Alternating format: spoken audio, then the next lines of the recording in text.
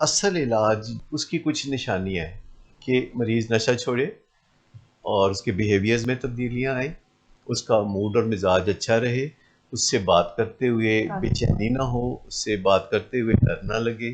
مریض اپنا جو ڈیو رول ہے اپنے گھر میں اور سوسائٹی میں ادا کرتے ہوئے نظر آئے۔ ڈائبٹیز ہے یا دل کی بیماری ہے یا بائیپولر ڈس آرڈر یا اسکیزوفرینیا یا ڈپریشن یا ایڈکشن، یہ ساری پرائمری کرونک بیماریاں ہیں انکلوڈنگ الکوہولزم۔ سبھی کا علاج پہلے کی نسبت بہتر ہوا ہے، لیکن جس بیماری کا علاج سب سے زیادہ عروج پہ پہنچا ہے وہ ایڈکشن کی بیماری ہے۔ 4 نکاتی ان کا ایک لائحہ عمل ہوتا ہے جس کے تحت وہ گھر والوں کو پیرالائز کیے رکھتے ہیں۔ سب سے پہلی بات تو وہ گھر والوں کو بار بار کہہ کے یہ یقین دلا دیتے ہیں کہ میرے جو حالات ہیں یا جو میرا بیڑا غرق اگر کوئی ہے تو یہ آپ کی وجہ سے ہے۔ دوسرے نقطے میں پھر وہ اپنے آپ کو بتاتے ہیں بار بار گھر والوں کے سامنے کہ دیکھیں سب کے گھر کے حالات ٹھیک، جسے ہم وکٹم سٹانس کہتے ہیں۔ تیسری بات یہ کہتے رہتے ہیں کہ خبردار اب اگر آپ نے میری زندگی میں کوئی دخل دیا۔ اور چوتھا جو نقطہ ہے وہ سب سے ظالم ہے، وہ یہ ہے کہ ویسے اگلے مہینے میں نے نشہ چھوڑ دینا ہے۔ ہزاروں سال سے تو یہ خیال انسان کے ذہن میں بیٹھا ہے کہ یہ کوئی دکھی لوگ ہوتے ہیں جو کہ نشہ کرتے ہیں، لیکن آپ دیکھیں لوگ پارٹی پہ بھی نشہ کرتے ہیں اور لوگ جو ہیں غم میں بھی نشہ کرتے ہیں۔ فیملی جو روگی ہو جاتی ہے ان میں بھی بے انتہا شیم ہوتی ہے، وہ ان کا جو اصل ٹارگٹ ہے کہ ان کا مریض نشے سے نجات حاصل کر سکے وہ دوسرے نمبر پہ یا تیسرے نمبر پہ چلا جاتا ہے۔ پہلے نمبر پہ یہ بات ہوتی ہے کہ کسی کو پتہ نہ چلے۔ یہ جتنا اہم ہے کہ کوئی بندہ نشہ چھوڑ دے، اس سے کہیں زیادہ اہم ہے کہ وہ شیم سے بھی نجات حاصل کرے۔ تو ہر ٹریٹمنٹ پروگرام جو دنیا میں اعلیٰ مانا جاتا ہے 12 قدموں کا پروگرام اس کا انٹیگرل پارٹ ہے، اور یہ 12 سٹیپس جو ہیں یہ کسی بھی مریض میں روحانی بیداری کا باعث بنتے ہیں۔ جو کمپینین شپ والا ماڈل ہوتا ہے ٹریٹمنٹ میں جس کو اسپانسر بنا دیتے ہیں کسی ریکورڈ پیشنٹ کو، کسی اسٹرگلنگ پیشنٹ کا جو ابھی جو ٹریٹمنٹ کے اندر ہے، یہ بڑا ہیلپ کرتا ہے دونوں کو۔ جنہوں نے سیکھ لیا ہوتا ہے ان کو سکھانے سے ان کے ارادے اور پکے ہو جاتے ہیں۔ مریض کو نئے سرے سے موٹیویٹ کرنا کہ وہ علاج کو چاہنے لگے، اور یہ جو علاج کو چاہنے کا معاملہ ہے یہ کوئی 3 میں سے ایک طریقے میں ہو سکتا ہے، اور بلنگ بیز میں ایک بہت ہی عمدہ علاج کی داغ بیل رکھی گئی ہے۔ تو یہ 45 سال کا عرصہ ہے جس میں یہ ایوولوشنری ایک پروسیس ہے جس میں سے ہم گزرے ہیں۔ ویسے ہم ہمیشہ کہتے ہیں کہ آپ کی پہنچ میں جو بھی ٹریٹمنٹ سینٹر ہے آپ بہتر ہے کہ وہاں سے مدد حاصل کریں، اور بہت سارے مریض دوسرے ٹریٹمنٹ سینٹر سے مدد حاصل کرتے کرتے ہم تک پہنچتے ہیں۔ جہاں تک آؤٹ ڈور ٹریٹمنٹ کی بات ہے یہ بالکل ممکن ہے، لیکن اس کے لیے یہ پہلو بڑا اہم ہے کہ جو مریض ہے وہ سیلف موٹیویٹڈ ہو۔ انڈور میں ایک بہت بڑی ایڈوانٹیج یہ ہوتی ہے کہ مریض ہمیں یقینی طور پر دستیاب ہوتا ہے 24/7۔ بعض اوقات موسٹ آف دا ٹریٹمنٹ میں ہمیں یہ سننے کو ملتا ہے کہ پیشنٹ اور اس کی جو فیملی ہے اس کو ملوایا نہیں جاتا۔ بلنگ ویز میں 24 گھنٹوں میں پہلی میٹنگ فیملی کی کروا دی جاتی ہے، سو ایک ٹرائی اینگولر ورک شروع سے ہی سٹارٹ ہو جاتا ہے جس میں مریض کی فیملی اور تھراپسٹ جو ہیں وہ مل کر پیشنٹ کے اوپر کام کر رہے ہوتے ہیں۔ یہ جو ہمارا سٹیک ہولڈر سیشن جس کا آپ نے ذکر کیا ہے یہ ہمارے کلینک کی ایک یونیکنیس ہے۔ دنیا میں کہیں کسی بھی جگہ پر ہم حسرت کرتے ہیں کہ مریض اس کی فیملی اور کاؤنسلر بیٹھ کے بات کریں۔ ہمارا جو سٹینڈرڈ پروگرام ہے وہ 100 دن کا ہے، تو 100 دن میں آپ اندازہ کریں کہ اس کے سامنے جو ہے کتنے زیادہ یعنی مریضوں کو یعنی ہر سیٹرڈے کے دن جو ہے میڈالین سیریمنی ہوتی ہے جس میں بہت سے لوگوں کو میڈل ملتے ہیں اور وہ اپنے خیالات کا اظہار کرتے ہیں، اور پھر اس طریقے سے وہ بھی اپنے دل میں ٹھان لیتے ہیں۔ کسی نہ کسی مریض کو دیکھ کے ان کو یہ خیال ضرور آتا ہے کہ اگر یہ بندہ نشہ چھوڑ سکتا ہے نا تو پھر میں بھی چھوڑ سکتا ہوں۔ میں آج بھی واپس مڑ کے دیکھتا ہوں تو مجھے ویسے کل کی بات لگتی ہے، لیکن یہ آپ سمجھیں کوئی 45 سال کا سفر ہے کہ جس میں یہ بہتری ساری ہوتے میں نے اپنی آنکھوں سے دیکھی ہے۔ اس دوران دنیا بھر میں نشے کی بیماری کے علاج کے حوالے سے جو جدید رجحانات تھے اور تربیتی پروگرام تھے اس میں بھی میں نے شرکت کی۔ کامیابی زور زبردستی سے نہیں ملتی، کامیابی منا لینے سے ملتی ہے۔ مریض کی مرضی اپنے رویے پہ نہیں چلتی، وہ نشے کی مقدار کو کنٹرول نہیں کر سکتا، وہ اس موقع کو نہیں سمجھ سکتا جبکہ اسے نشے سے کم از کم باز رہنا چاہیے۔ ہمارے ہاں تو یہ اب چونکہ عرصہ دراز ہو گیا کام کرتے ہوئے، تو ہفتے میں ایک دن ہوتا ہے جس میں ہم ایسے مریضوں کو میڈلز دیتے ہیں جنہوں نے 1 سال سے 2 سال سے یا 5 سال سے یا 15 سال سے نشہ چھوڑا ہوا ہے۔ مریض کی مرضی اپنے رویے پہ نہیں چلتی، ایون نشے پہ نہیں چلتی، وہ نشے کی مقدار کو کنٹرول نہیں کر سکتا، وہ اس موقع کو نہیں سمجھ سکتا جبکہ اسے نشے سے کم از کم باز رہنا چاہیے۔ گھر میں کوئی بیمار ہے یا کوئی مرگ ہو گئی ہے تو وہ اپنا کام اپنا جاری رکھے گا۔ تو یہ جو ایک مریض کی بے بسی ہوتی ہے نشے کی بیماری کے سامنے، جسے ہم پاور لیسنس کہتے ہیں، مریض کم از کم اس کو ماننے سے انکاری ہوتا ہے، اور اس نے اپنے ذہن میں یہ بات بٹھا لی ہوتی ہے کہ ایسا کوئی مسئلہ نہیں، وہ جب چاہے چھوڑ سکتا ہے۔ یہ ایک فینٹیسی ہے، کیونکہ اگر اسے یقین ہو کہ وہ کبھی نہیں چھوڑ سکے گا تو وہ ابھی مدد لینے کے لیے تیار ہو جائے گا، اور جب یہ حادثہ ہو جاتا ہے افسوسناک، تو گھر والوں کا صدمہ اس قدر شدید ہوتا ہے، اور صدمہ ختم ہونے کو نہیں آتا بلکہ غصے میں بدل جاتا ہے، اور وہ مریض کے ساتھ بہت زیادہ پھر زور زبردستی بھی کرنے کی کوشش کرتے ہیں، لان تان کرنے کی کوشش کرتے ہیں، اور اشتعال انگیزی کر کے جب وہ تھک جاتے ہیں تو نڈھال ہو کے گلٹ کا شکار ہوتے ہیں، تو پھر مریض کی مدد کرنے پہ اتر آتے ہیں۔ تو ایسے اقدامات کرتے ہیں جس میں مریض کی نشہ کرنے میں بالواسطہ بہت زیادہ مدد ہوتی ہے، یعنی پیسے جو کہ پہلے نہیں دے رہے تھے وہ دے دیے، اجازت جو کہ پہلے نہیں دے رہے تھے وہ دے دی، اور انیبلنگ اور پرووکنگ کی وجہ سے مریض نشے میں گہرا اترتا چلا جاتا ہے، اور اہل خانہ کا بہت برا حال ہوتا ہے۔ ہم نے تو باقاعدہ دیکھا جیسے روگی سے ہو جاتے ہیں ماں باپ۔ ہمارے ہاں تو یہ اب چونکہ عرصہ دراز ہو گیا کام کرتے ہوئے، تو ہفتے میں ایک دن ہوتا ہے جس میں ہم ایسے مریضوں کو میڈلز دیتے ہیں جنہوں نے 1 سال سے 2 سال سے یا 5 سال سے یا 15 سال سے نشہ چھوڑا ہوا ہے، اور ان کے فیملی ممبرز کو بھی انکریج کرتے ہیں، ان کو ہم الگ سے میڈلز دیتے ہیں۔ تو یہ جو ایک سسٹم ہے جس کے تحت یعنی کامیابی سر چڑھ کر بولتی ہوئی نظر آتی ہے، اور وہ جو پرانا خیال لوگوں کا ہوتا ہے کہ کیا نشہ چھوڑتے بھی ہیں، وہ پھر ان کے ذہن سے ہٹ جاتا ہے، اور وہ پورے جوش و جذبے سے آگے بڑھنا شروع کر دیتے ہیں۔ تو میں سمجھتا ہوں کہ اصل علاج جو ہوتا ہے وہ اس کی کچھ نشانیاں ہیں کہ مریض نشہ چھوڑے اور اس کے بیہیویئرز میں تبدیلیاں آئیں، اس کا موڈ اور مزاج اچھا رہے، اس سے بات کرتے ہوئے بے چینی نہ ہو، اس سے بات کرتے ہوئے ڈر نہ لگے، مریض اپنا جو ڈیو رول ہے اپنے گھر میں اور سوسائٹی میں ادا کرتے ہوئے نظر آئے، اور ارد گرد کے لوگوں کو نئے سرے سے اس پہ اعتبار آ جائے، اس کی کریڈیبلٹی بن جائے، اس پہ بھروسہ کیا جا سکے، وہ ایک قابل بھروسہ اہم فرد بن جائے فیملی کا۔ تو یہ جو منازل ہیں یہ بڑی آسانی سے طے ہو جاتی ہیں۔ ہاں شروع میں محنت کرنی پڑتی ہے، بیچ میں مشکلات بھی آتی ہیں، لیکن جو سائنٹیفک پروجیکٹس ہوتے ہیں ان میں سب سے بڑی تسلی یہ ہوتی ہے کہ جب آپ فالو کرتے ہیں سٹیپس کو تو منزل آپ کے پہنچ ہوتی ہے۔ نشے کی بیماری کے بارے میں جو اس کا علاج ہے، ابھی تک لوگوں کو یہ امپریشن نہیں کریٹ ہو سکا کہ یہ ایک مؤثر علاج ہے، جیسے ابھی تک نفسیات کے علاج کے بارے میں بھی دنیا بھر میں یہ امپریشن ہے کہ اس کی کوئی خاص ضرورت نہیں ہے۔ یہ جو غلط فہمی ہے، کیونکہ جب ایک تاثر بن جاتا ہے کہ کوئی چیز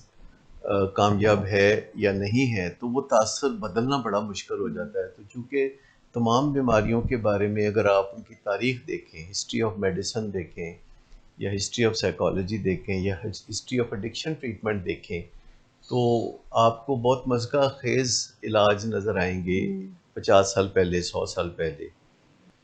اور اتفاق سے پچھلے 45 سال سے تو میں اس شعبے سے وابستہ ہوں، تو میرے سامنے دنیا بھر میں جو نشے کا علاج ہے وہ بہت بہترین شکل اختیار کر گیا ہے۔ پرائمری بیماریاں جیسے کہ ڈائبٹیز ہے یا دل کی بیماری ہے یا بائیپولر ڈس آرڈر یا اسکیزوفرینیا یا ڈپریشن یا ایڈکشن، یہ ساری پرائمری کرونک بیماریاں ہیں انکلوڈنگ الکوہلزم، جن کے پیچھے کوئی جینیٹک فیکٹر ہوتا ہے، کوئی جینز میں ایسی کمزوری ہوتی ہے کہ لوگ نشے کی بیماری میں یا شوگر کی بیماری میں مبتلا ہوتے ہیں۔ اور ان سب بیماریوں میں جو علاج ہے وہ بھی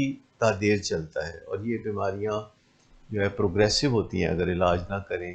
اور اگر توجہ نہ دیں تو ان کے بہت جان لیوا نتائج نکلتے ہیں۔ سبھی کا علاج پہلے کی نسبت بہتر ہوا ہے، لیکن جس بیماری کا علاج سب سے زیادہ عروج پہ پہنچا ہے وہ ایڈکشن کی بیماری ہے، کیونکہ باقی جو بیماریاں ہیں جیسے ڈائبٹیز یا دل کی بیماری یا کینسر، تو اس میں آپ بہترین علاج کے بعد بھی مینجمنٹ ہی کر سکتے ہیں۔ ایڈکشن واحد بیماری ہے کہ جس میں کیور موجود ہے، کیور اس پہلو سے کہ مریض کو نشے کی طلب نہ رہے۔ شروع میں والدین کو یہ خدشہ بہت ہوتا ہے کہ آیا یہ جو سہانا خواب ہے جو مریض نے نشہ چھوڑ رکھا ہے اور اس کا بیہیویئر بھی بہترین ہو گیا ہے، تو یہ خواب چلتا رہے گا یا کہیں جا کے ٹوٹ جائے گا۔ میں اپنے تجربے سے کہہ سکتا ہوں، کیونکہ میرے ایسے پیشنٹس بھی ہیں جو پچھلے 35 سال سے نشے کے بغیر رہ رہے ہیں، تو ذاتی طور پر میں جتنا بھروسہ اپنے ان مریضوں پر کر سکتا ہوں جنہوں نے نشہ چھوڑا ہوا ہے، میں باقی دنیا کے لوگوں پہ اس طرح بھروسہ نہیں کر پاتا۔ ضروری نہیں کہ نشہ کرنے سے پہلے مریض کے کردار میں کوئی خامی ہو، لیکن ایک دفعہ جب کوئی نشہ شروع کر دیتا ہے اور نشے کی بیماری میں پھنس جاتا ہے تو کردار کی خامیاں وہ اپنے ساتھ جمع کرنے لگتا ہے۔ لیکن جب کوئی نشہ چھوڑتا ہے تو ابتدائی علاج جو کہ ڈی ٹاکسیفیکیشن ہوتا ہے یا نشہ چھوڑنے سے جو تکلیفیں ہوتی ہیں ان کا علاج کیا جاتا ہے، پھر وہ نشے کے بغیر رہنا شروع کرتا ہے، اس کی مدد کی جاتی ہے کاؤنسلنگ سے۔ لیکن اصل علاج جو سوبرائٹی حاصل کرنے کے لیے کیا جاتا ہے یا ریکوری کی خاطر کیا جاتا ہے، وہ کردار کی خامیوں کے اوپر توجہ دینے والی بات ہے۔ نشے کی بیماری میں نشہ کرتے ہوئے ایک قسم کی تکلیفیں ہوتی ہیں اور نشہ چھوڑتے ہوئے دوسری قسم کی تکلیفیں ہوتی ہیں، اور یہ جو دوسری قسم کی تکلیفیں ہیں یہ پھر دوبارہ نشہ کرنے پہ مجبور کرتی ہیں، اور پھر نشہ کرتے کرتے جب اسے ایڈکشن کی بیماری ہو جاتی ہے، بعد ازاں جب اس کے فیملی ممبرز کوششیں کرتے ہیں تو وہ بہت پھر اس کی مخالفت کرتا ہے، کیونکہ وہ سمجھتا ہے کہ جب میں ایک کام کر ہی نہیں سکتا، میں نشہ چھوڑ ہی نہیں سکتا، تو یہ جو بار بار کی اٹیمپٹس سے میں تکلیف اٹھاتا ہوں تو میں یہ تکلیف کیوں اٹھاؤں۔ دو باتیں وہ کافی اچھی طرح سے اپنے آپ کو یقین دلا لیتے ہیں کہ ایک تو نشہ کرنے کے باوجود وہ نشئی نہیں ہے، اور وہ کوئی بہت زیادہ نشہ نہیں کرتے، وہ تو ونس ان اے بلو مون کرتے ہیں، یہ ان کے ذہن میں ہوتا ہے۔ دوسرا یہ بھی ہوتا ہے کہ جب چاہیں وہ اس کو چھوڑ بھی سکتے ہیں۔ پھر ایک اور بات جو ان کے ذہن میں ہوتی ہے وہ یہ ہے کہ میرے حالات کوئی ابھی ایسے ہی خراب نہیں ہے، وہ تو فلاں یا فلاں کے حالات ہیں، لیکن ڈاکٹر کے پاس نہیں آتا۔ ایوریج ایک ڈاکٹر کے پاس جو ڈائبٹیز کا مریض ہے وہ بھی 3-4 سال کے بعد ہی آتا ہے، اور نشے کا مریض تو کم از کم 5 سال لیتا ہے۔ سر لیبل لگنے سے ان کو ڈر ہے کہ اگر ٹریٹمنٹ کروائیں گے تو پھر پکا لیبل لگ جائے گا۔ لیبل کے علاوہ یہ بات بھی ہے کہ پھر تسلیم کرنا ہوگا کہ اس کی ول پاور کافی نہیں ہے۔ 4 نکاتی ان کا ایک لائحہ عمل ہوتا ہے جس کے تحت وہ گھر والوں کو پیرالائز کیے رکھتے ہیں۔ سب سے پہلی بات تو وہ گھر والوں کو بار بار کہہ کے یہ یقین دلا دیتے ہیں کہ میرے جو حالات ہیں یا جو میرا بیڑا غرق اگر کوئی ہے تو یہ آپ کی وجہ سے ہے۔ دوسرے نقطے میں پھر وہ اپنے آپ کو بتاتے ہیں بار بار گھر والوں کے سامنے کہ دیکھیں سب کے گھر کے حالات ٹھیک ہیں، سب شادی شدہ ہو گئے ہیں، میرے دوسرے دوست جو ہیں وہ اچھی پوسٹوں پہ لگے ہوئے ہیں، اور میں دیکھو بیچارہ ابھی میری شادی بھی نہیں ہوئی، یا ابھی میرے حالات اتنے خراب ہیں۔ اس طرح کی باتیں جسے ہم وکٹم سٹانس کہتے ہیں، جب وہ گراؤنڈ ہم وار کر لیتے ہیں تو تیسری بات یہ کہتے رہتے ہیں کہ خبردار اب اگر آپ نے میری زندگی میں کوئی دخل دیا، کیونکہ آپ پہلے ہی بہت زیادہ میری زندگی خراب کر چکے ہیں، آپ ذمہ دار ہیں، تو اب آپ مزید دخل دینا بالکل نہیں۔ اس کو بالکل ذہن سے نکال دیں کہ آپ نے میری زندگی میں دخل دینا ہے، اور ایک طرح سے بہت زوردار اور تھریٹننگ طریقے سے وہ گھر والوں کو کسی قسم کی مداخلت سے روک دیتے ہیں۔ اور چوتھا جو نقطہ ہے وہ سب سے ظالم ہے، وہ یہ ہے کہ ویسے اگلے مہینے میں نے نشہ چھوڑ دینا ہے، ان قریب جو ہے آپ دیکھیں گے کہ میں نشہ چھوڑ کے تو بہت بڑے بڑے کام کر رہا ہوں۔ لوگ بہت ارلی آن بھی آ کے تو اپنے بچوں کے بارے میں بات چیت کرتے ہیں، بعض اوقات لوگ اپنے چھوٹے چھوٹے بچوں کے بارے میں بھی فکر مند ہوتے ہیں کہ کیسے ان کی تربیت کی جائے کہ بڑے ہو کے کہ یہ نشے کی بیماری سے بچ سکیں۔ اسے ہم کہتے ہیں کہ وہ حفاظتی ٹیکے لگوانے آ جاتے ہیں۔ ہزاروں سال سے تو یہ خیال انسان کے ذہن میں بیٹھا ہے کہ یہ کوئی دکھی لوگ ہوتے ہیں جو کہ نشہ کرتے ہیں، لیکن آپ دیکھیں لوگ پارٹی پہ بھی نشہ کرتے ہیں، اور لوگ جو ہیں غم میں بھی نشہ کرتے ہیں، اور یہ نشے کا استعمال پھولوں کی طرح ہے کہ یہ مزاروں پہ بھی ڈال سکتے ہیں، تو آپ خوشی کے موقع پہ بھی گلے کے ہار بنا سکتے ہیں۔ تو اگر ہم چاہتے ہیں کہ ہمارے بچے کبھی اس طرح رجوع ہی نہ کریں، جن کو ہم ایگزیکٹو سکلز کہتے ہیں، تو یہ کوئی 12 سکلز ہیں چھوٹی موٹی جو کہ بڑے آسانی سے والدین سیکھ کے اپنے بچوں کو سکھا سکتے ہیں، تاکہ جب کبھی زندگی میں انہیں مشکلات کا سامنا ہو تو وہ ان سکلز کی مدد سے چیلنجز کو کامیابی سے فیس کر سکیں۔ یہاں پر ٹریننگ ہوتی ہے پیرنٹس کی بھی اور ٹین ایجرز کی بھی، کڈس کی بھی، اور اس میں یہی سکھایا جا رہا ہوتا ہے ان کو کہ کیسے وہ اپنے ایموشنز کو، اپنے موڈ کو ریگولیٹ کریں، جس بھی ایج میں ہے وہ، مطلب وہ ڈیزائن ہی اس طرح سے کی گئی ہیں کہ پیرنٹس اگر وہ سیکھ لیتے ہیں تو پیرنٹس ہیلپ کر سکتے ہیں کہ وہ ان ایگزیکٹو سکلز کو کیسے ان کی اسٹرینتھ بنا دیں۔ اور اگر زندگی میں ایسا کوئی امپلسو ڈیسیجن لینے کا موقع آئے، جیسے ڈرگز اکثر بچے پیئر پریشر میں کر لیتے ہیں، تو وہاں پر ان کو یہ اپنے ایموشنز اور امپلسیوٹی سوچ سمجھ کر فیصلہ کرنے کے لیے لرننگ کے تھرو یہ ایجوکیٹ کیا جا سکتا ہے۔ اور اس کے علاوہ اور بھی کمیونیکیشن سکلز جو ہیں وہ پیرنٹس کو ہم سکھاتے ہیں کہ وہ کیسے اپنے بچوں کے ساتھ کمیونیکیٹ کیا کریں تاکہ وہ ان کی بات کو سمجھ سکیں۔ 6 موسٹ امپورٹنٹ ڈیسیجن بھی ہے، یعنی جو پروگرام ہم کیری کرتے ہیں اس میں وہ 6 اہم فیصلے جو کسی بھی ٹین ایجر نے لینے ہوتے ہیں، اب وہ پڑھائی کے بارے میں ہے، فرینڈس کے بارے میں ہے، پیرنٹس کے بارے میں، ڈرگس کے بارے میں، اور جو بہت ہی کامن پرابلم جو ارلی ٹین ایجنگ میں آ رہی ہے ڈیٹنگ کے حوالے سے اور سیلف اسٹیم کے حوالے سے کہ اپنے بارے میں کیسے آپ ایک اسٹرانگ سی رائے قائم کر سکیں تاکہ وہ آپ کیری بھی کر سکیں۔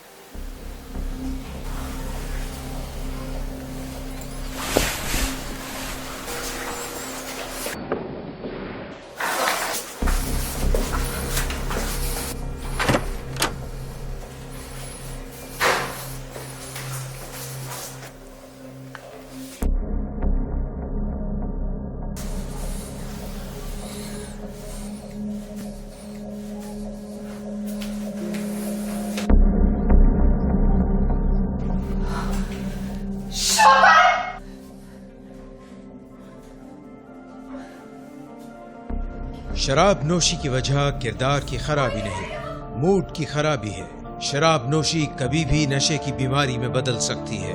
نشے کی بیماری ہر سٹیج پر قابل علاج ہے۔ مدد حاصل کیجیے کیونکہ وہ ایسا نہیں کرے گا۔ ولنگ ویز سے مدد حاصل کیجیے، کہیں سے بھی مدد حاصل کیجیے، لیکن فوری مدد حاصل کیجیے۔ جس معجزے کے انتظار میں آپ نے بہت دیر کر دی، اب وہ دستک دے رہا ہے۔ مدد حاصل کیجیے، مدد حاصل کیجیے، مدد حاصل کیجیے۔ اچھا، ان چیزوں پر اگر توجہ دی جائے بچپن میں، جیسے 7 ہیبٹس آف ہیپی کڈز یا ٹین ایج ایگزیکٹو سکلز، تو ایک تحفظ بہت حد تک حاصل ہو جاتا ہے۔ لیکن اگر ایسا نہیں کیا جاتا تو پھر ایک اور چیز سامنے آتی ہے، تو اس پہ توجہ دینے کی ضرورت ہوتی ہے، جیسے کہ مائکرو ایڈکشنز۔ 7 مائکرو ایڈکشنز ہیں۔ جب تک ابھی عملی کوئی ایڈکشن نہیں آئی ہوتی تو مائنڈ کے اندر جو ایک ایڈکٹیو پیٹرن چل رہے ہوتے ہیں، جنہیں ہم مائکرو ایڈکشنز کہتے ہیں، جیسے کہ مشکلات سے گھبرانے لگنا، اوائڈ کرنا ایسے ایکسپیرینسز کو،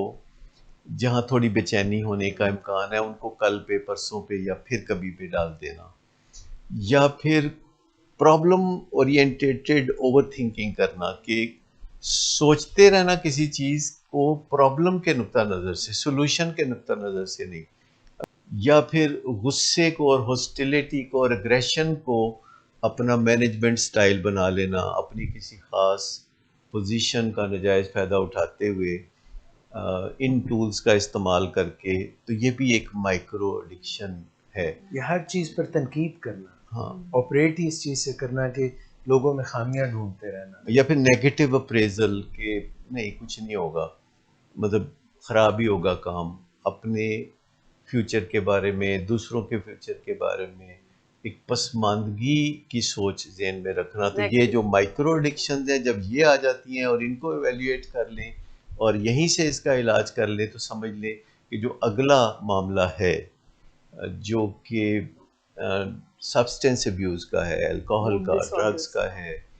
یا ورکوہلزم کا ہے، یا گیمبلنگ کا کوئی بھی، تو اس سے بچا جا سکتا ہے۔ جو بڑی وجہ سامنے آتی ہے وہ شیم ہے، کہ جب کسی کو لگتا ہے کہ اس میں کوئی کمی ہے، وہ وردی نہیں ہے، کچھ باہر سے کرنا پڑے گا، لیک آف کانفیڈنس بیسیکلی، جی جو کہ اکثر لوگ کسی اسٹیج پہ جانے سے پہلے اس چیز کا استعمال کرتے ہیں، پبلک گیدرنگ میں جہاں پہ جا کے ان کو بات کرنی ہے اور ان کو مشکلات ہوتی ہیں، تو کانفیڈنس بوسٹنگ کے لیے ڈرگس کا یا الکوہل کا استعمال کرتے ہیں۔ فیملی جو روگی ہو جاتی ہے ان میں بھی بے انتہا شیم ہوتی ہے، وہ ان کا جو اصل ٹارگٹ ہے کہ ان کا مریض نشے سے نجات حاصل کر سکے، وہ دوسرے نمبر پہ یا تیسرے نمبر پہ چلا جاتا ہے۔ پہلے نمبر پہ یہ بات ہوتی ہے کہ کسی کو پتہ نہ چلے، گھر کے ملازموں کو پتہ ہوتا ہے، قریبی رشتہ داروں کو پتہ ہوتا ہے، دفتر کے کولیگز کو پتہ ہوتا ہے، لیکن سبھی لوگ ایسے پریٹینڈ کرتے ہیں کہ جیسے ان کو نہیں پتہ۔ شیم کا جو پہلو ہے یہ ایک مرکزی دھاگا ہے ایڈکشن کے ان سب موتیوں کی مالا کا، اور یہ جو مرکزی دھاگا ہے جب تک اس دھاگے کو نہیں ہم کاٹتے تب تک یہ مالا جو ہے ایڈکٹیو مالا، کو ڈپینڈنس کی مالا، یہ سلامت رہتی ہے۔ یہ موتی بکھریں گے نہیں اور ان پہ قابو پانا مشکل ہوگا۔ یہ بڑا اہم پہلو ہے کہ جو لوگ ایک کامیاب علاج کے بعد نشے سے نجات حاصل کر کے بہترین زندگی گزارنا شروع کر دیتے ہیں تو وہ معاشرے میں مرج ہو جاتے ہیں، اور میاں کا جو بہت ہی سکسیسفل پروگرام ہے جسے 12 قدموں کا پروگرام کہا جاتا ہے، یا الکوہلکس انانیمس یا نارکوٹکس انانیمس کا پروگرام کہا جاتا ہے، وہ بنیادی طور پر ایک شیم ہیلنگ پروگرام ہے۔ اس میں ایسے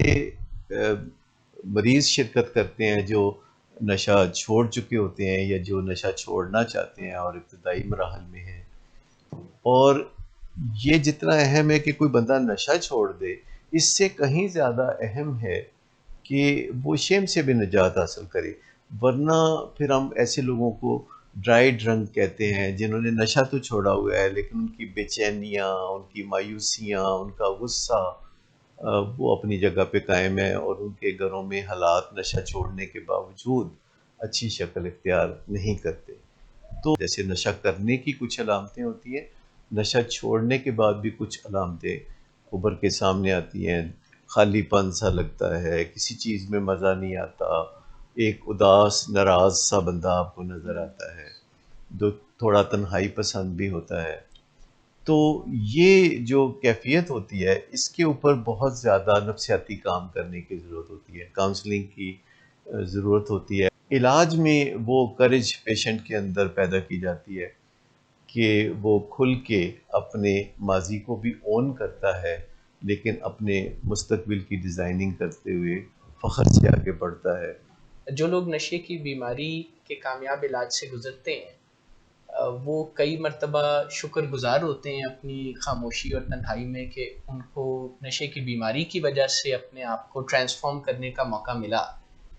اور کمال ہو گیا۔ اور اکثر اوقات تو مریض کی فیملی اپنے مریض کی شکر گزار ہوتی ہے کہ وہ اس وجہ سے ریہیب میں آئے اور کاؤنسلنگ میں آئے، اور مریض کی وجہ سے ان کو بہت زیادہ خوبصورت زندگی کے اسرار و رموز پتہ چلے۔ جب دکھی فیملی، پریشان حال علاج گاہ میں آتی ہے تو یہ کافی مشکل مرحلہ ہوتا ہے. اکثر مریض کے جو اہل خانہ ہے وہ ہمیں بعد میں جب ہمارے ساتھ ذرا ان کا رابطہ بڑھ جاتا ہے تو بتاتے ہیں کہ پہلی دفعہ ہم آئے تھے ریاب میں تو قدم من کے ہو رہے تھے، اور کئی دفعہ تو ہم کلینک کے آگے سے ویسے ہی گزر گئے اور پھر ایک دن ہمت کر کے تو ہم اندر آ گئے. اور جب اس برے حال میں لوگ اپنے فیملی ممبر کے علاج کے لیے ہمارے پاس آتے ہیں تو اس وقت ان کا نظریہ صرف اتنا ہی ہوتا ہے کہ یہ نشہ چھوڑ دے اور نشہ چھوڑتے ہوئے اس کو کوئی تکلیفیں نہ ہوں. انہیں یہ اس وقت بالکل علم نہیں ہوتا کہ اصل علاج نشہ چھوڑنے کے بعد شروع ہوتا ہے. یہ ساری چیزیں جب ان پہ کام کیا جاتا ہے تو فیملی کو پتہ چلتا ہے کہ ایبسٹیننس یعنی نشہ چھوڑنا کیا ہے، اور سوبرائٹی یعنی کہ طبیعت میں ایک بہترین موڈ اور مزاج کا حامل ہونا کسے کہتے ہیں. اور یہ ایک ایسا لمبا سفر ہے جو پھر تا زندگی جاری رہتا ہے. مریض نشہ تو بہت جلدی چھوڑ دیتا ہے، یہ کوئی 2-3 مہینے میں مراحل طے ہو جاتے ہیں، لیکن پھر اس کی طبیعت میں جو بہتری ہے وہ آہستہ آہستہ آتی ہے. اس میں نئے نظریات سیکھنا جو کہ خاص طور پر ہم ایمفیسائز کرتے ہیں کہ جو نظریات ہیں وہ سائنٹیفک ہونے چاہیے. اس کے علاوہ پھر اپنے موڈ اور مزاج کی سائنس کو سمجھنا کہ اپنے موڈ پہ کیسے قابو پایا جائے، اپنے موڈ کو کیسے ریگولیٹ کیا جائے. اس کے بعد جو بیہیویئر ہے کہ دوسرے لوگوں سے انٹریکٹ کیسے کرنا، اور آپ نے کیسے ان لوگوں کے ساتھ ایک نیا رشتہ بنانا ہے جن کے ساتھ ماضی میں آپ کی کافی کوتاہیاں رہی ہیں. تو ہر ٹریٹمنٹ پروگرام جو دنیا میں اعلیٰ مانا جاتا ہے، 12 قدموں کا پروگرام اس کا انٹیگرل پارٹ ہے. اور یہ 12 سٹیپس جو ہیں یہ کسی بھی مریض میں روحانی بیداری کا باعث بنتے ہیں. اور روحانی بیداری وہ اصل منزل ہے جو کسی علاج کے ابتدا میں سیٹ کی جاتی ہے. نشے کی بیماری کا علاج شروع تو ہوتا ہے، پھر یہ تا زندگی چلتا ہے کیونکہ زندگی سنوارنا ایک شوق بن جاتا ہے. مریض کا نشہ چھوڑنا تو بس ایک ابتدائی چھوٹا سا حصہ ہے، لیکن اگر بعد کی منازل طے نہیں کی جائیں گی اور صرف نشہ چھوڑنے پہ اکتفا کیا جائے گا ول پاور کے زور پر یا کسی چوکی دارے کے زور پر، تو ایک تو چین نہیں آئے گا، دوسرا نشے کی طرف واپسی کا ہمیشہ پھر امکان رہے گا. تو یہ جو روحانی بیداری کی میں نے بات کی، یہ ایک سفر ہے جو چلتا رہتا ہے. اور ایک دفعہ جب کوئی شخص روحانی طور پر بیدار ہو جاتا ہے تو الکوہولکس انانیمس کا 12واں قدم یہ کہتا ہے کہ پھر وہ ایسے کسی بندے کی تلاش میں ہوتا ہے کہ جسے وہ روحانی بیداری کا راستہ دکھائے، کیونکہ وہ بندہ تکلیف میں ہوتا ہے. تو یہ ایک پہلو جو ہے کسی کی تکلیف میں مدد کرنا، یہ علاج گاہ میں بھی بڑے خوبصورت انداز میں عمل پیرا ہوتا ہے کہ ایک نیا پیشنٹ آتا ہے تو کسی پرانے پیشنٹ کی جو کہ کچھ بہتر ہو چکا ہوتا ہے ذمہ داری لگائی جاتی ہے کہ وہ نئے آنے والے مریض کو اپنے محبت، پیار اور خدمت سے سنبھالے. اور اس سے جو ہائے مدد کرنے والے کو ملتی ہے وہ کسی نشے سے نہیں ملتی، وہ بازار میں بھی نہیں بکتی، وہ صرف کسی کی مدد کرنے کا جو ایک ہے پہلو اس سے ملتی ہے. جو کمپینین شپ والا ماڈل ہوتا ہے ٹریٹمنٹ میں، جس کو اسپانسر بنا دیتے ہیں کسی ریکورڈ پیشنٹ کو، کسی اسٹرگلنگ پیشنٹ کا جو ابھی جو ٹریٹمنٹ کے اندر ہے، یہ بڑا ہیلپ کرتا ہے دونوں کو. جنہوں نے سیکھ لیا ہوتا ہے ان کو سکھانے سے ان کے ارادے اور پکے ہو جاتے ہیں. مریض کو نئے سرے سے موٹیویٹ کرنا کہ وہ علاج کو چاہنے لگے، اور یہ جو علاج کو چاہنے کا معاملہ ہے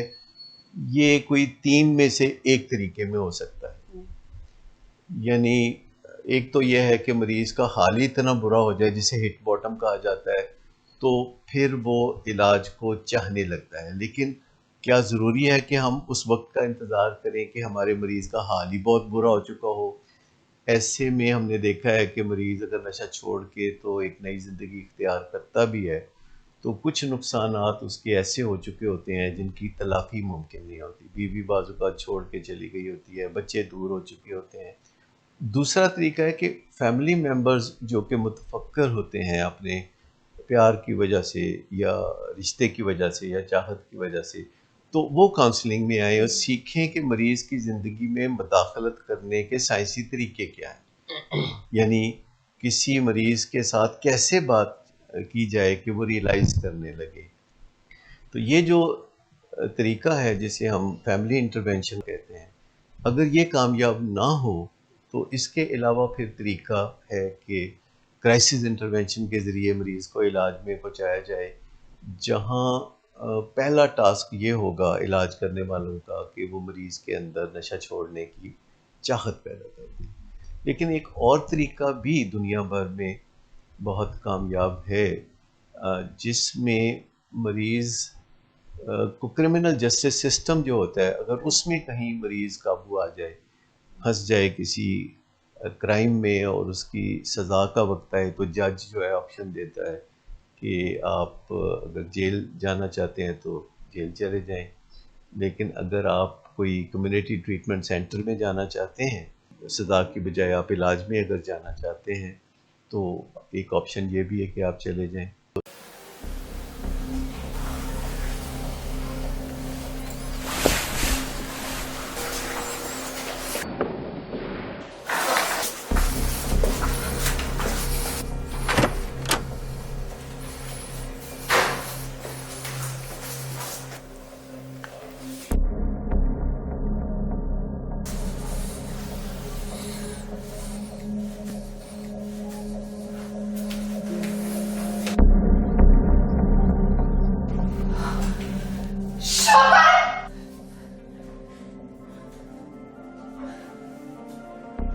شراب نوشی کی وجہ کردار کی خرابی نہیں، موڈ کی خرابی ہے۔ شراب نوشی کبھی بھی نشے کی بیماری میں بدل سکتی ہے۔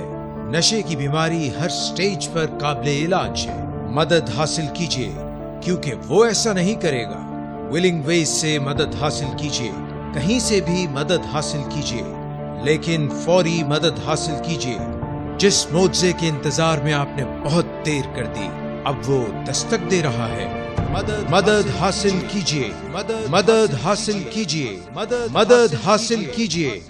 صداقت کلینک میں ایک بہت ہی عمدہ علاج کی داغ بیل رکھی گئی ہے، تو یہ 45 سال کا عرصہ ہے جس میں یہ ایوولوشنری ایک پروسیس ہے جس میں سے ہم گزرے ہیں۔ ویسے ہم ہمیشہ کہتے ہیں کہ آپ کی پہنچ میں جو بھی ٹریٹمنٹ سینٹر ہے، آپ بہتر ہے کہ وہاں سے مدد حاصل کریں، اور بہت سارے مریض دوسرے ٹریٹمنٹ سینٹر سے مدد حاصل کرتے کرتے ہم تک پہنچتے ہیں۔ جہاں تک آؤٹ ڈور ٹریٹمنٹ کی بات ہے، یہ بالکل ممکن ہے، لیکن اس کے لیے یہ پہلو بڑا اہم ہے کہ جو مریض ہے وہ سیلف موٹیویٹڈ ہو اور ماں باپ کے پیچھے چل کے نہ آئے، ماں باپ کے آگے چل کے آئے، اور جب بھی اس کی اپوائنٹمنٹ ہو تو وہ اس کی ٹاپ پرائرٹی ہو، اس کی زندگی میں کوئی اور دوسری چیز اسے سپرسیڈ نہ کر سکے۔ انڈور میں ایک بہت بڑی ایڈوانٹیج یہ ہوتی ہے کہ مریض ہمیں یقینی طور پر دستیاب ہوتا ہے 24/7۔ جب فیملی بات کر رہی ہوتی ہے اپنے مریضوں سے، تو جو فیملی کا اثر و رسوخ ہوتا ہے، یعنی اثر اس چیز کا کہ وہ کچھ لگتا ہے، کوئی ماں ہے، کوئی باپ ہے، یا کوئی بھائی ہے جو اپنے بھائی سے بات کر رہا ہے، تو اس رشتے کا ایک اثر بھی ہوتا ہے۔ دوسرا ہے رسوخ، کہ اس رشتے کے جو فوائد ہوتے ہیں وہ فوائد دباؤ کے طور پر استعمال کیے جا سکتے ہیں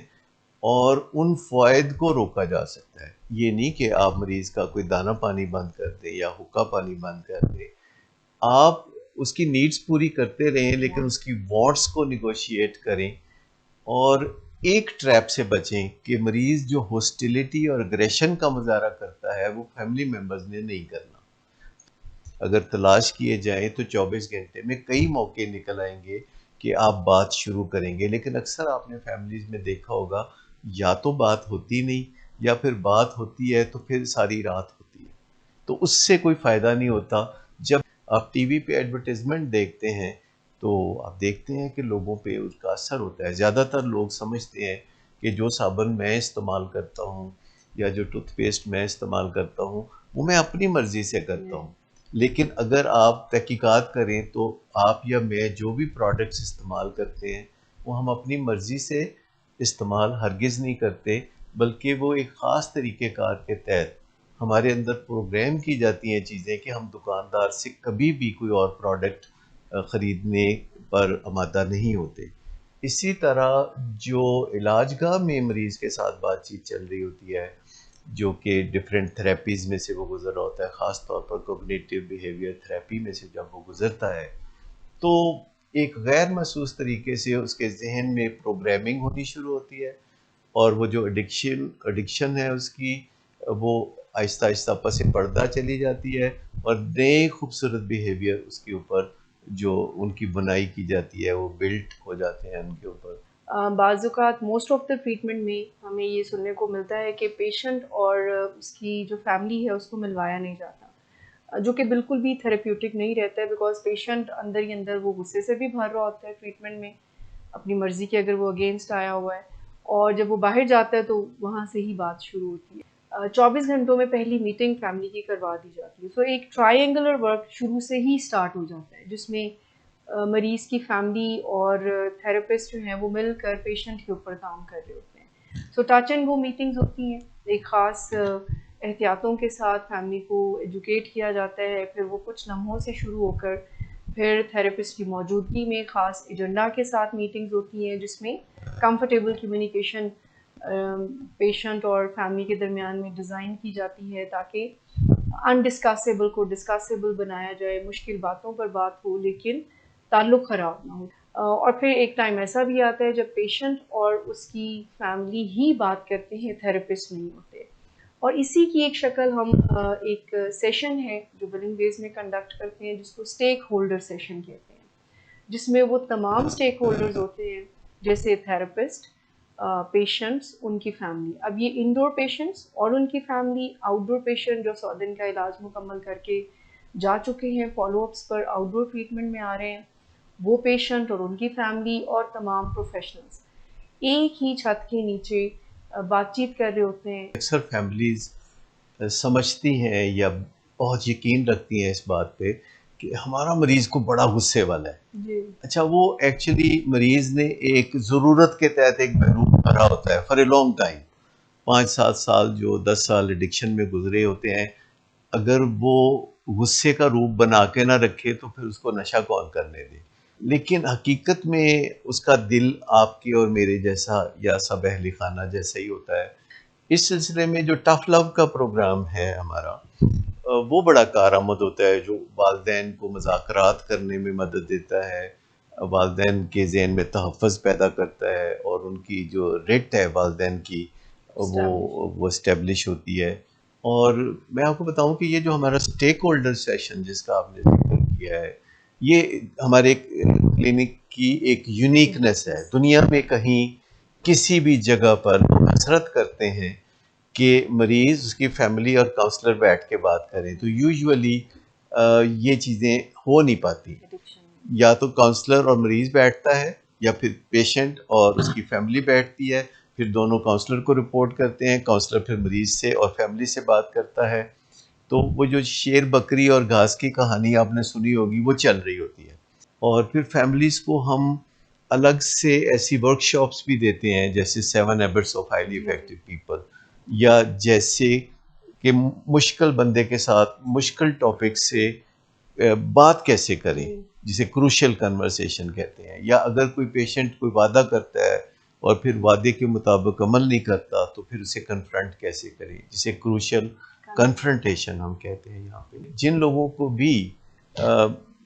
میڈلز ملتے ہیں 1 سال کے، 2 سال کے، 5 سال کے یا 10 سال کے، تو وہ اس میڈل کے بعد اپنی ایک اسپیچ بھی دیتے ہیں، جو کہ یوزولی ایکسٹیمپور ہوتی ہے، اور وہ انہوں نے سوچا ہوتا ہے کہ وہ 1-2 منٹ بات کریں گے، لیکن پھر وہ 15-20 منٹ تک پوری اپنے دل کی باتیں کرتے ہیں، اور نشے کے زمانے کی بدحواسیاں اور غلط کاموں کا بھی ذکر کرتے ہیں۔ اور کیونکہ ہمارا جو اسٹینڈرڈ پروگرام ہے وہ 100 دن کا ہے، تو 100 دن میں آپ اندازہ کریں کہ اس کے سامنے جو ہے کتنے زیادہ، یعنی مریضوں کو، یعنی ہر سیٹرڈے کے دن جو ہے میڈالین سیریمنی ہوتی ہے، جس میں بہت سے لوگوں کو میڈل ملتے ہیں، اور وہ اپنے خیالات کا اظہار کرتے ہیں، اور پھر اس طریقے سے وہ بھی اپنے دل میں ٹھان لیتے ہیں. کسی نہ کسی مریض کو دیکھ کے ان کو یہ خیال ضرور آتا ہے کہ اگر یہ بندہ نشہ چھوڑ سکتا ہے نا تو پھر میں بھی چھوڑ سکتا ہوں. یعنی میں آج بھی واپس مڑ کے دیکھتا ہوں تو مجھے ویسے کل کی بات لگتی ہے، لیکن یہ آپ سمجھیں کوئی 45 سال کا سفر ہے کہ جس میں یہ بہتری ساری ہوتے میں نے اپنی آنکھوں سے دیکھی ہے. اور اس دوران دنیا بھر میں نشے کی بیماری کے علاج کے حوالے سے جو جدید رجحانات تھے اور تربیتی پروگرام تھے اس میں بھی میں نے شرکت کی.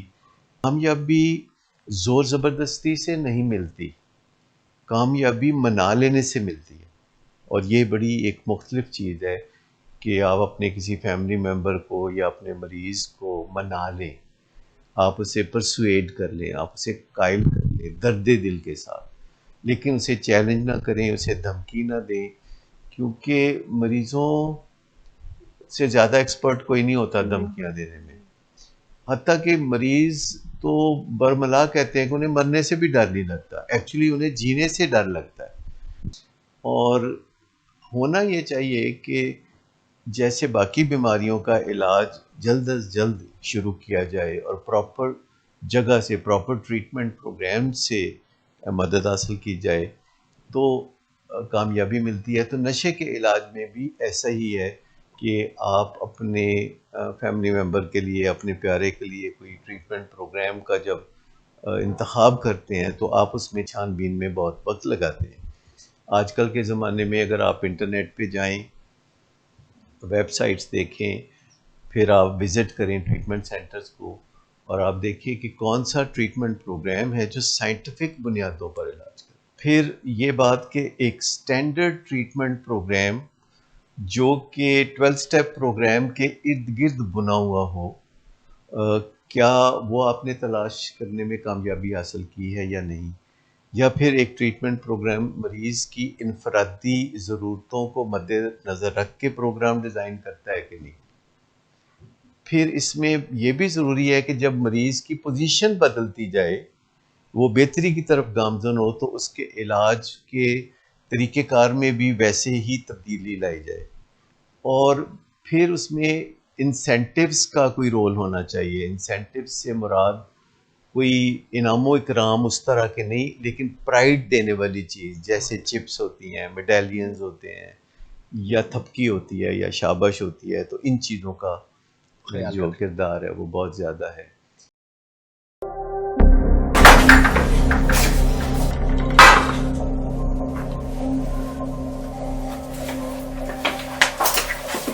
آج پھر بھی کرایا تھا میرا نہیں تو ان بچوں کا ہی خیال کر لو. بند کرو تم اپنی بکواس. لیکن تم اپنی گھٹیار کو تو سے باز مت آنا. تم ہو ہی گھٹیا انسان. تم ہوتی کون ہو مجھے روکنے والی؟ تمہارے باپ کے بال کی پیتا ہوں کیا؟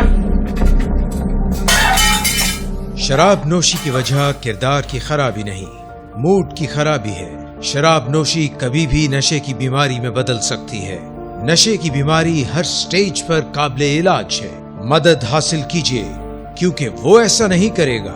ولنگ ویز سے مدد حاصل کیجیے، کہیں سے بھی مدد حاصل کیجیے، لیکن فوری مدد حاصل کیجیے. جس معجزے کے انتظار میں آپ نے بہت دیر کر دی، اب وہ دستک دے رہا ہے. مدد حاصل کیجیے، مدد حاصل کیجیے، مدد حاصل کیجیے.